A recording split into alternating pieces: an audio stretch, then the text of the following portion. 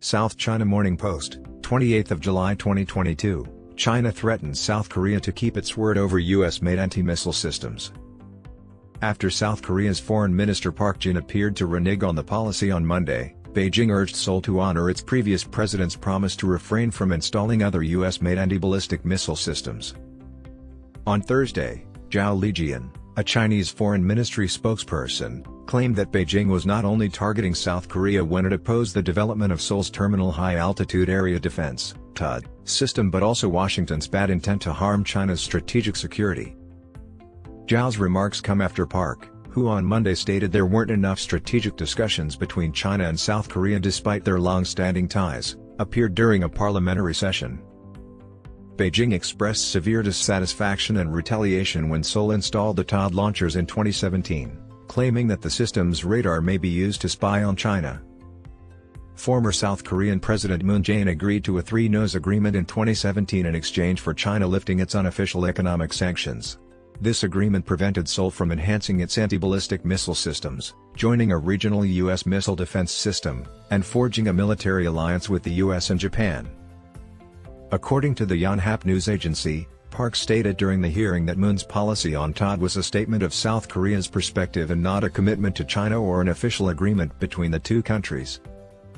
Zhao claimed that Moon's stance on THAAD was crucial in fostering mutual confidence and advancing bilateral cooperation. He advised South Korea to act responsibly and explore fundamental solutions, saying that new officials cannot overlook the country's historical debts. Yoon Suk-yeol, Moon's successor, might upset the delicately calibrated relationship between the nation and its largest trading partner. The conservative Yoon used anti-China rhetoric and hinted at a more US-centric foreign policy during his campaign, saying that Seoul's foreign policy should be centered on a more robust US alliance and promising to take part in the US-led Quadrilateral Security Dialogue, or Quad, which also includes Japan, India, and Australia. President Xi Jinping of China called Yoon in March, describing the two nations as inseparable allies and expressing China's willingness to cooperate with South Korea to secure its position and participate in the globalization network. Zhao reaffirmed Xi's viewpoint, stating that the relationship between China and South Korea had grown thoroughly and quickly during the previous 3 decades and should be cherished by both sides. International interactions should be based even more on trust because interpersonal ones are. Any country's foreign policy should preserve fundamental continuity and stability, regardless of the party in power or its internal political needs. In South Korea, THAAD is also up against domestic opposition.